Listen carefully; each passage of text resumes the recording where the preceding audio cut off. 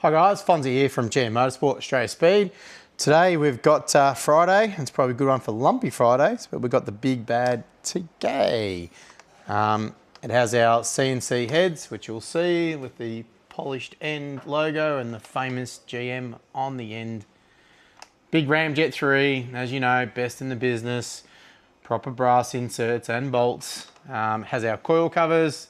Does make it look a bit spiffy and finishes it off. And it's got the famous triple stepped headers, twin 3. It is only a 6 litre and it has some really big Simmons wheels on it, so that'll probably suck a little bit of power out.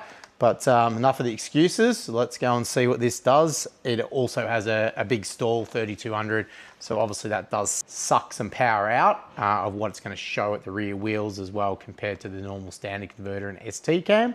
So what it will do though is we'll show you when we go through the things how it will multiply the torque down low. So let's go.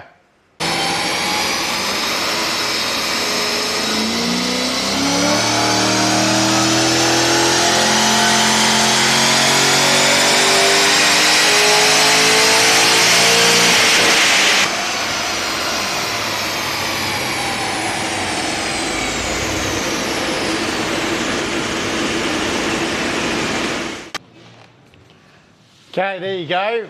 Very strong, solid 352 rear wheel kilowatts at 69.32. So good result from the 6 litre, especially for high stall. So let's have a look. Okay, so that's our 352. Now this is me on the throttle at the start. We'll get rid of that one. And we'll go to the 349, I'll be good. And what we'll look is some of the others here. So the difference down here between these two is the torque converter unlocked versus locked, okay? And big difference in your torque. Now also up here, this is the same here as well as the converter is locked. And this one was the auto trying to actually make a shift onto 5th gear as well. So I'll probably go to the next one, might show you. Oh yeah, there we go. Even better. Let's get rid of the blue one. So there is a bit in tuning, like people just think we just do it, especially with these autos and high stall. To get the good consistency with the high stall, unfortunately, is pretty hard. So you've got to tailor each one a little bit to where you need.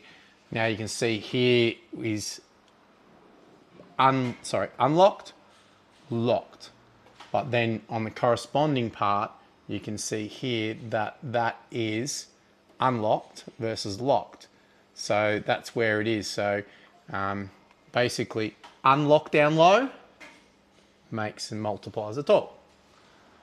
But unlocked up top is no good because you lose the efficiency. So here we lock it up at peak torque, bang, so we gain it up top. So what we get by doing the automatic transmission is we gain all this torque down here, and we gain all this power, which is substantial as well. Like you're looking at 40 rear wheel kilowatts where that is down low, and then up top you're looking at somewhere around about 10 rear wheel kilowatts. So that's a difference a good tune can make on the converter. You also have to have a good converter that's got a good enough clutch in it to make sure that happens, and the settings also, so you're not burning it out. So we typically have it down off in the first lower gears as well, so we're not always on it, and then we try and have it in some of the higher gears. Not going to give everything away, so the customer still gets some fuel economy, but it is hard with a big cam and a big converted car to still make it have good manners on the road. A lot of people just take it all off because they can't get it right, and sometimes no matter how good a tuner you are, if the converter's not right, it won't matter, okay? And we've seen, unfortunately, some of them problems here at GM Motorsport as well.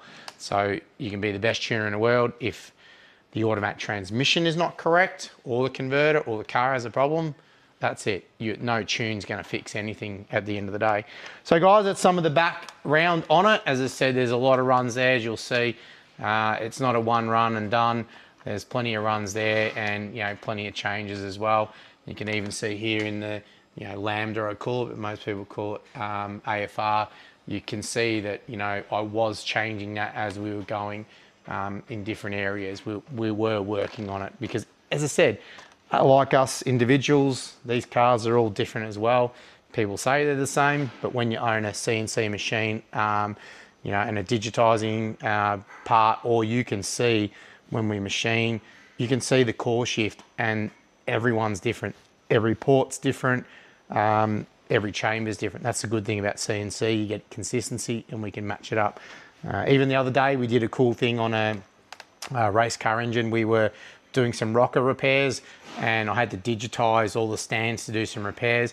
And I could not believe how far out from the factory, from one head to the other, that the holes for the rocker stands are. So, you know, while it mightn't make a huge difference if you have an engine that might be pulling a rocker out or something else, sometimes when you get things in the machine it's so accurate, you can actually work out what the problem might be. So some of the background stuff here, we're just not that place that, you know, runs it up. We are an engineering place that we are in the forefront of development. We're in the forefront of developing stuff, engineering stuff, and at the end of the day, I know I'm getting old, but I still like making power, so that's why I'm still here, and that's why you should buy GM Motorsport products or bring your car to us. Thanks, guys.